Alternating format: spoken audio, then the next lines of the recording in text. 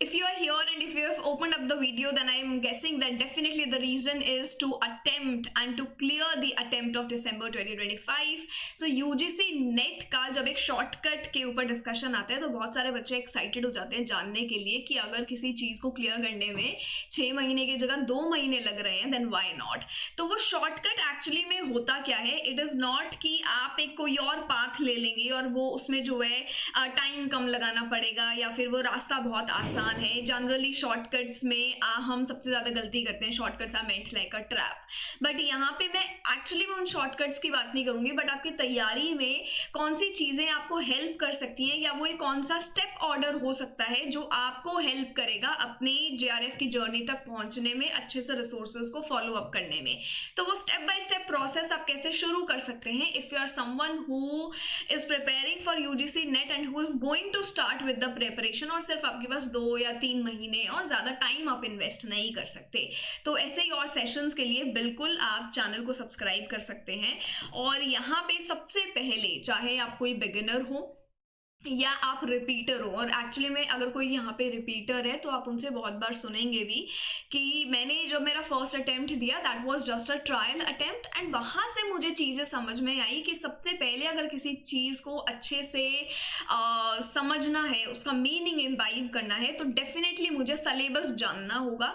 और सिलेबस जानने का मतलब बस ये नहीं होता है कि पेपर 1 है और पेपर 2 है और दोनों में 10-10 यूनिट है, ये सबको पता है ना, ये सबको पता है। बट इसके अलावा और इन यूनिट्स में से किस किस तरीके के पैटर्न क्वेश्चंस आते हैं, क्या एक सर्टेन ट्रेंड आपको यहाँ पे देखने को मिलता है। तो बेसिकली आपको यहाँ पे अपना ट्रेंड एनालिसिस करना पड़ता है। एंड आजकल तो even also you don't have to do it because we are here for you. तो बहुत बार मैंने ये ट्रेंड शिफ्ट्स के ऊपर भी डिस्कशन किया है, ट्रेंड एनालिसिस के ऊपर डिस्कशन किया है।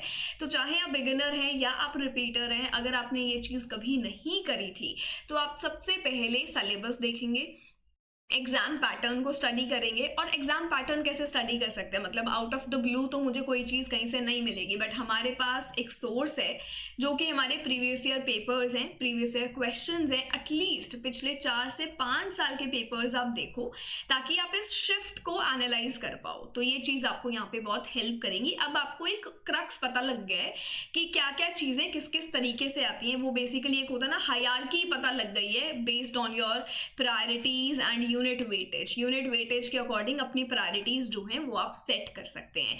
एंड ये होती है स्मार्ट प्रेपरेशन, एक स्ट्रैटेजी वाली प्रेपरेशन। सो एक स्टूडेंट है, स्टूडेंट ए, और एक है बी। एक कहीं से उसको कुछ भी मिल जाए, कोई वीडियो मिल जाए और उस पर क्लिक वेट बनाया हुआ है कि ये आपका जो है एक ट्रेंडिंग टॉपिक है, ये कर जाओ बस जेआरएफ हो जाएगा। एक बच्चा सिर्फ वही चीजें फॉलो कर रहा है, बट दूसरा थोड़ा फैक्ट्स ओरिएंटेड है, साथ में प्रीवियस ईयर क्वेश्चंस को भी देख रहा है, एनालिसिस भी देख रहा है। तो कहीं ना कहीं एक स्टडी कर पा रहे हैं कि मेरी प्रायोरिटीज क्या होनी चाहिए। उससे क्या होता है, फिर जब आप वीडियोस उठा के देखते हैं तो कहीं ना कहीं आप काफ़ी म्यूचुअल अंडरस्टैंडिंग पे, कंक्लूजन पे आ जाते हैं। एंड आप सिर्फ ऐसे ही किसी की इंफॉर्मेशन को लेकर और स्पून फीड नहीं करते। सो टॉपिक्स को आप प्रायोरिटाइज कर पाएंगे और उस बेसिस पे आप अपने लिए एक स्टडी प्लान यहाँ पे फॉर्मुलेट कर पाएंगे। और इस स्टडी प्लान को फॉर्मुलेट करने का एक बहुत बड़ा एडवांटेज है।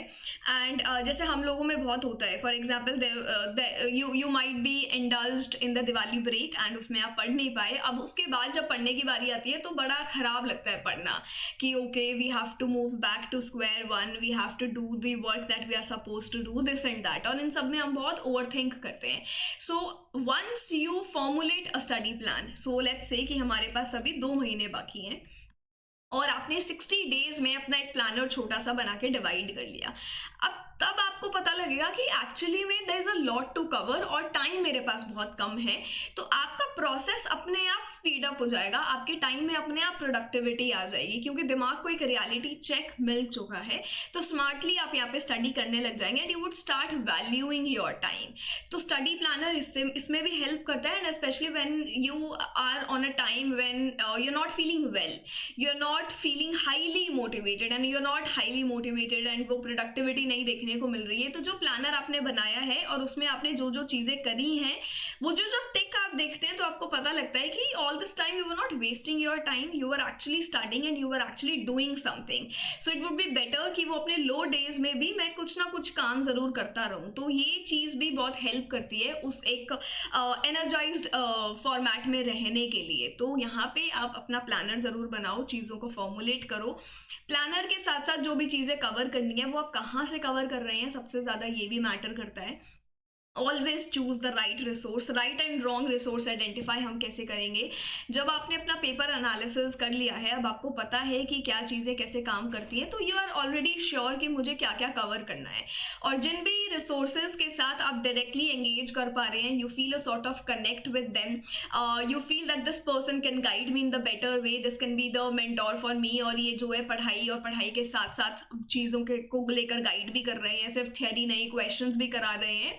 तो इस तरीके से रिसोर्सेज चूज कर सकते हो. Otherwise the student A category क्या करता है, जितने भी पीडीएफ टेलीग्राम पे मिल गई आप सब सिर्फ पाइल अप करने की कोशिश करते हैं, बट आप एक्चुअली में पढ़ते नहीं है. And that is a very very bad approach.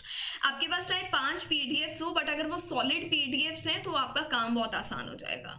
इसी के साथ साथ conceptual clarity is a must. अगर मैं इंग्लिश पेपर 2 की बात करूँ तो आजकल एक ट्रेंड शिफ्ट जो देखने को मिला है, दैट इज द इंडल्जेंस और involvement of the statement based questions, and they need a certain sort of conceptual clarity. ठीक है, उसके बाद इन सब चीज़ों को अच्छे से करने के लिए आप इनको टेस्ट ज़रूर करें. अब टेस्ट हम कैसे कर सकते हैं, मतलब there is nobody who would spoon feed you, who would be right there on your head कि आपको लेके वो काम कराए. वो डंडा हमारे सर पे नहीं होता है at this age. So only we can push ourselves. और इसमें सेल्फ मॉनिटरिंग बहुत करनी होती है. वो आप कैसे कर सकते हैं, that you are active while you are learning. आप अपना नोट टेकिंग बड़ा क्रिस्प रखें और इसके अंदर आप नेमोनिक्स बनाएं. आप माइंड मैपिंग का इस्तेमाल करें, जैसे कि आज मैंने आपको ये स्लाइड के थ्रू समझाने की कोशिश करी है. रेपिटेशंस, रिविजन्स आप साथ साथ में करते रहें तो आपको समझ आ जाएगा कि इस एक पेज में आपके लिए क्या क्या इंपॉर्टेंट है. और प्रैक्टिस करना सबसे ज़्यादा ज़रूरी है, because at the end of the day you are not going for the subjective paper, you are appearing for an MCQ paper. तो उसके लिए प्रीवियस ईयर क्वेश्चंस को करना ज़रूरी है, उससे रिलेटेड पॉसिबल MCQ को करना जरूरी है, ताकि टाइम मैनेजमेंट के साथ साथ आप एलिमिनेशन ट्रिक्स भी सीख जाएं, आप इंपॉर्टेंट कीवर्ड्स को भी देखना सीख जाएं. ये सब तो बात हो गई, बट इसके अंदर मैं बिल्कुल अंडर एस्टिमेट नहीं कर रही हूँ आपका पेपर 1. सो पेपर 1 का एक बैलेंस आपको यहाँ लेके चलना है. Paper 1 is your companion, paper 1 is your saviour, paper 1 will not betray you. Paper 2 बहुत अनसर्टेन हो जाता है एग्जाम्स में, वहां पे आपका स्कोर कौन बूस्ट करेगा, आपका पेपर 1. आपको पेपर 1 सिर्फ डेली बेसिस पे थोड़ा थोड़ा टाइम लेके करना है. एक थियरी यूनिट को साथ में चला के रखो और एक प्रैक्टिकल यूनिट को. प्रैक्टिकल यूनिट आपका हो गया DI, मैथ्स, RC, इनको आप डेली बेसिस पे करो. बाकी आप एक एक यूनिट अपना पिक करके कवर करते रहो.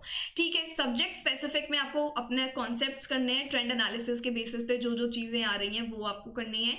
लेटेस्ट जो भी नए क्वेश्चन ऐड किए जा रहे हैं वो भी करने हैं. अगर जैसे मैं इंग्लिश की बात करूँ तो पिछली बार सिर्फ 4 या 5 क्वेश्चन इंडियन लिटरेचर से बने, बट उससे पहले 15 क्वेश्चन बन रहे थे. तो आपको सिर्फ एक पेपर के बेसिस पे अपना सारा एनालिसिस ड्रॉ नहीं करना है, बल्कि 4 से 5 साल के पेपर्स को लेकर अपना एनालिसिस ड्रॉ करिए और फिर अपना काम करो. टाइम मैनेजमेंट यहाँ पे सबसे ज़रूरी है. आपको ऐसे मॉक टेस्ट देने हैं, कुछ टेस्ट सीरीज में पार्टिसिपेट करना है, ताकि आपको पता लग जाए कि आप RC को किस वक्त सॉल्व करें. This is your safe score zone. RC आपको काफ़ी एक अच्छे जोन में लेके जा सकता है. फ्री के नंबर हम एक तरीके से कह सकते हैं अगर आप डेली बेसिस पे RC को सॉल्व करते हैं, रीडिंग कॉम्प्रिहेंशन. तो यहाँ पे आपको पता लग जाएगा कि मैं पेपर के स्टार्ट में इसको सॉल्व करूँ, मिडिल में करूँ या एंड में करूँ. जनरली बहुत सारे बच्चे जो स्पेशली बिगिनर्स हैं रीडिंग कॉम्प्रिहेंशन को लास्ट के लिए रख देते हैं और फिर आप टाइम मैनेज नहीं कर पाते, टाइम हो जाता है and then you don't get an edge for the reading comprehension. तो जो सेफ स्कोर आपको मिल सकता था वो फॉर सम रीजन नहीं मिलता, और उसमें गलती किसकी है, आपकी खुद की. तो ये सारी टाइम मैनेजमेंट वाली चीज़ें आप यहाँ पे करनी सीख जाते हैं if you do it in your preparation. तो ये कुछ चीज़ें हैं जिनका आप खास ध्यान रखें, एंड ये सारे शॉर्टकट्स हैं जिससे आपको नेट और JRF ईजिली मिल जाएगा. एंड ये सारे शॉर्टकट्स एक ऐसे शॉर्टकट्स हैं जो कि स्मार्ट अप्रोच से डिराइव्ड है. दीज आर नॉट समथिंग कि बहुत एक नैरो रोड है, मैं वो ले लूंगा, कम रास्ता तय करना पड़ेगा. रास्ता कम है पर स्मार्ट है, एनालिसिस ड्रिवन है, कॉम्प्रिहेंसिव है, रोट मेथड इतना नहीं है, यहाँ पे आप निमोनिक्स के थ्रू चीज़ें कर रहे हैं, बैलेंस्ड अप्रोच के साथ चल रहे हैं, you not just theoretically driven but you are also practically answering the questions, solving the questions, you are learning how to actually solve a question and how to look at a question in a certain way. तो ये सारी चीज़ें बहुत help करती हैं and beginners को ये चीज़ें थोड़ी लेट पता लगती हैं, तो इसीलिए आपका टाइम भी थोड़ा सा चला जाता है, but I am very sure कि अगर आज आप में से कोई बिगिनर है तो ये सारी चीज़ें आपको ऑलरेडी पता लग गई हैं, so that you can pave your way for December 2025. Wishing you all the very best. अगर सेशन से कुछ सीखने को मिला हो, कुछ अच्छा लगा हो, then definitely do let me know. And इसी के साथ साथ आप जब फ्री रिसोर्स की मैं बात करती हूँ तो JRF अड्डा पर आप बिल्कुल ट्रस्ट कर सकते हैं for your paper 1 and paper 2. मेरा पेपर 2 यहाँ पे इंग्लिश है और मैं यहीं पर क्लासेस लेती हूँ आपके साथ, and totally free of cost है. पेपर 1 भी आपके साथ लिया जाता है, पेपर 2 भी, और अगर आप ऐप इंस्टॉल कर लेंगे तो आपको फ्री का मॉक टेस्ट भी यहाँ पे देखने को मिलता है. हर संडे क्लासेस की सारी PDFs भी यहीं पर मिलती हैं, तो काफ़ी अच्छी अपॉर्चुनिटी है. आप JRF अड्डा प्लेटफॉर्म को ज़रूर ज्वाइन कर सकते हैं और इंग्लिश को ऐसे ही सब्सक्राइब करके रखिए. ऐसे अपडेट्स बिल्कुल आपको मिस नहीं करने हैं. So thank you so much.